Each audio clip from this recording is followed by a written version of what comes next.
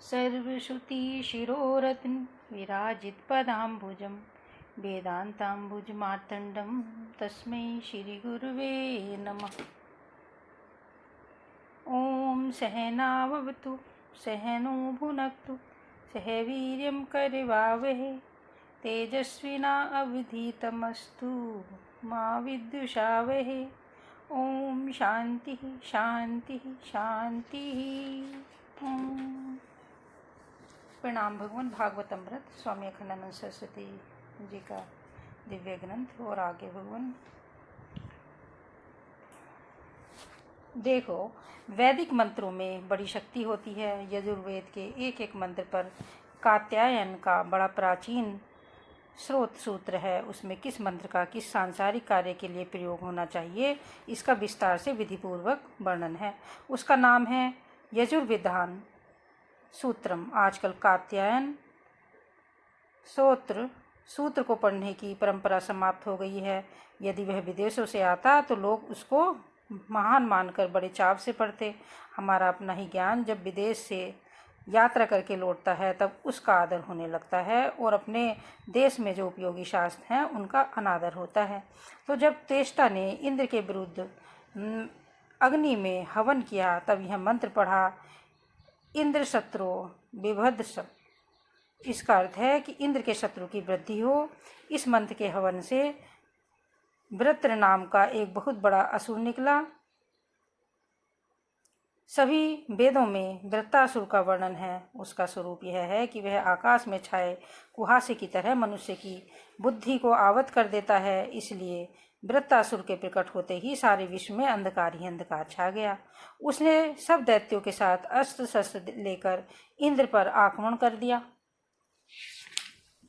देखो, वृत्रासुर की कथा बड़ी लंबी है, इसलिए मैं विस्तार में न जाकर आपको इतना ही सुनाना चाहता हूँ कि वृत्रासुर का इंद्र के साथ बड़ा भीषण और लंबा युद्ध हुआ।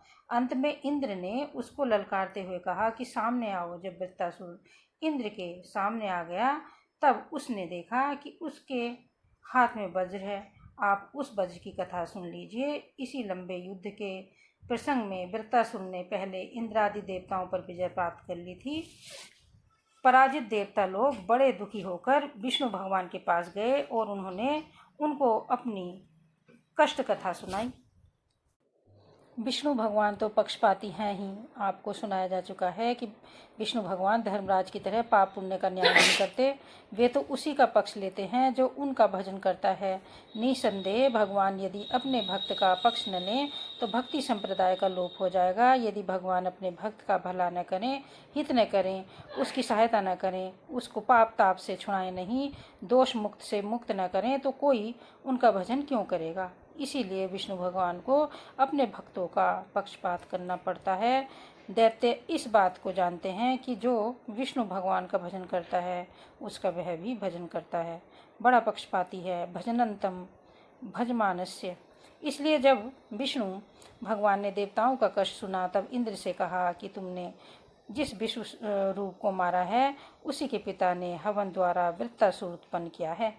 उसने वैदिक विधि से हवन करके तुम्हारे ऊपर बड़ा शक्तिशाली विचार किया है, लेकिन मैं इस समय तुम्हारे बीच नहीं पड़ूंगा। हर समय पक्षपात करना उचित नहीं है।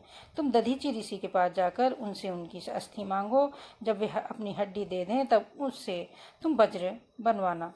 उसी वज्र से वृत्रासुर की मृत्यु होगी। देवताओं ने विष्णु भगवान की बात सुन ली, लेकिन उनको यह असंभव लगा कि दधीचि ऋषि जीते जी उनके लिए अपना अस्थि दान कर देंगे। फिर भी वे विष्णु भगवान के आदेशानुसार दधीचि ऋषि के पास गए और उनसे उन्होंने अपने आने का उद्देश्य निवेदित किया। दधीचि ने कहा कि देवताओं, तुम लोगों को मालूम नहीं कि मनुष्य का अपने शरीर से कितना मोह होता है। भले ही साक्षात विष्णु भगवान ही हमसे हमारे अस्थि की भिक्षा मांगने आए, भिक्षा माणाए विष्णवे, लेकिन हम उनको अपनी अस्थि कैसे दे सकते हैं। इस संसार के लोग इतने स्वार्थी हैं कि वे दूसरों के कष्ट को नहीं समझते।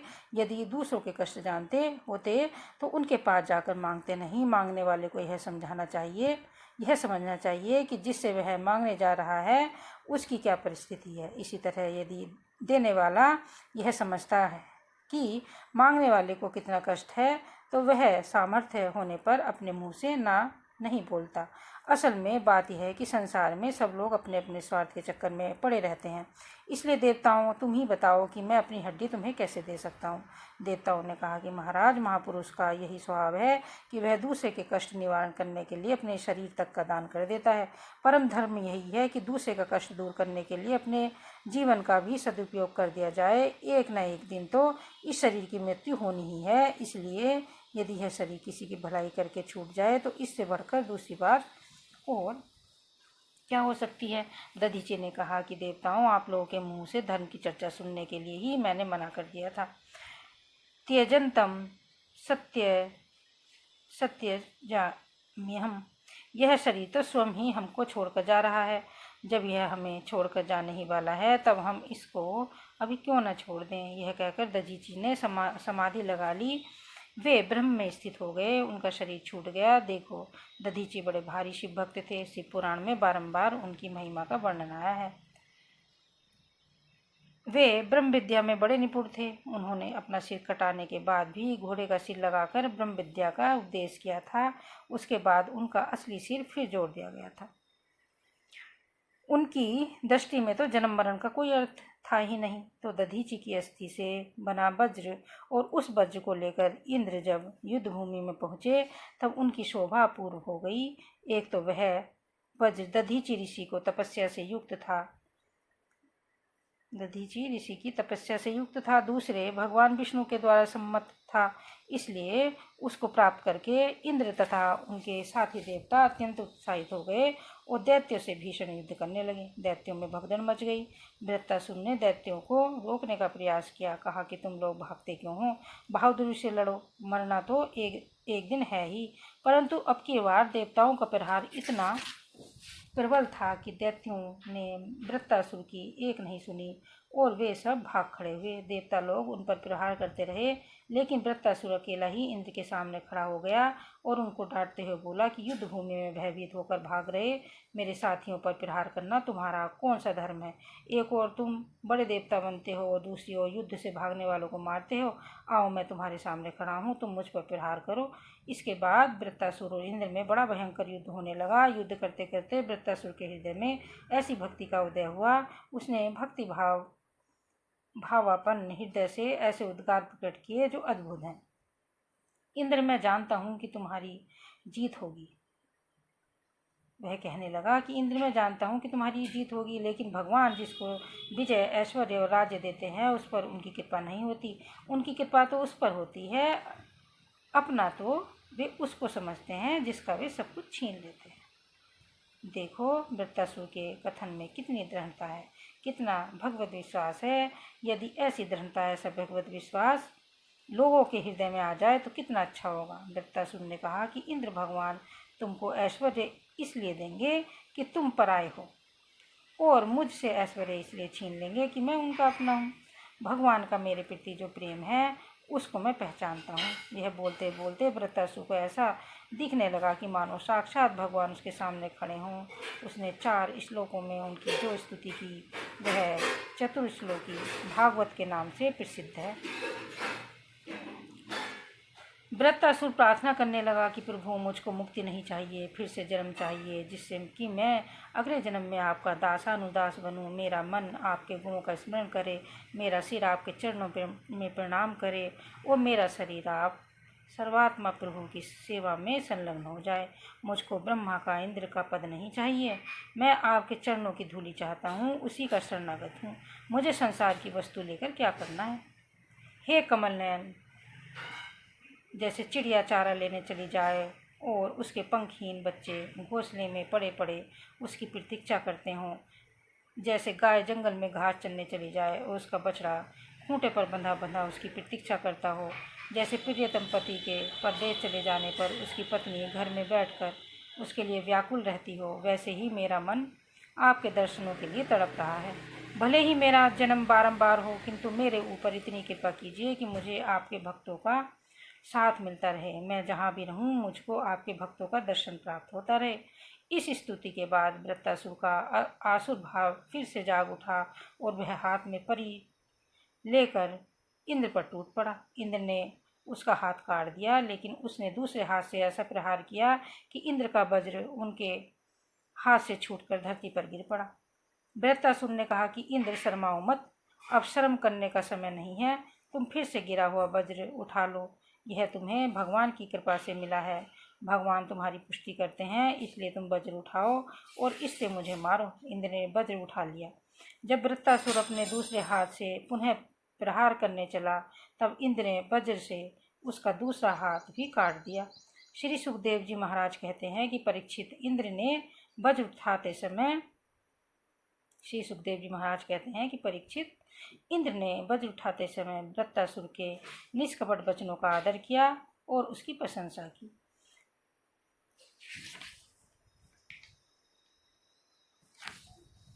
देखो, ऋग्वेद में भी यह मंत्र आता है, इंद्रो वृत्राय वज्र मुद्यते क्षत। इसका अर्थ है कि इंद्र ने वृत्तासुर को मारने के लिए वज्र उठाया। यह भी वेद का ही मंत्र है कि वज्र हस्त पुरंतरा, अर्थात इंद्र के हाथ में वज्र रहता है। तो जब इंद्र ने वज्र उठा लिया और वृत्तासुर के दोनों हाथ नहीं रहे, तब उसने अपना विशाल मुख खोला, इंद्र को उनके हाथी समेत निगल लिया। इंद्र ने उसके पेट के भीतर वज्र का प्रहार किया, जिससे उसका पेट फट गया और बाहर निकल आए। फिर उन्होंने उसका सिर काट दिया और उसकी मृत्यु हो गई। वृत्तासुर के मृत शरीर से एक ज्योति निकली और वह भगवान में विलीन हो गई। इसके बाद इंद्र को पुनः राज्य मिल गया उससे, और सब तो सुखी हुए, परंतु स्वयं इंद्र को बड़ा दुख हुआ। उन्होंने कहा कि मुझे पहले ब्रह्महत्या लगी थी, उसको तो मैंने 4 भागों में बांट दिया था, अब इस ब्रह्महत्या का निवारण कैसे हो। पहले ब्रह्म हत्या लगी थी, पहली ब्रह्म हत्या विश्वरूप की थी। असल में देवराज इंद्र ब्रह्म हत्या की आशंका से वृत्तासुर को मारना नहीं चाहते थे, लेकिन उसका पराक्रम देखकर जब देवता और ऋषि मुनि भयभीत हो गए और उन्होंने उसके वध के लिए प्रार्थना की, तभी इंद्र ने उसका वध किया। इंद्र के मन में यह बात थी कि वृत्तासुर भगवान का भक्त है, उत्तम कुल में आहवनीय अग्नि से, दक्षिणाग्नि से प्रकट हुआ है, इसलिए इसको मानना सामान्य रूप से सर्वथा अधर्म है। देखो, सामान्य धर्म समस्त प्राणियों के लिए होता है। वेद का यह वचन है कि माँ हिंस्याद सर्वाणि भूतानि।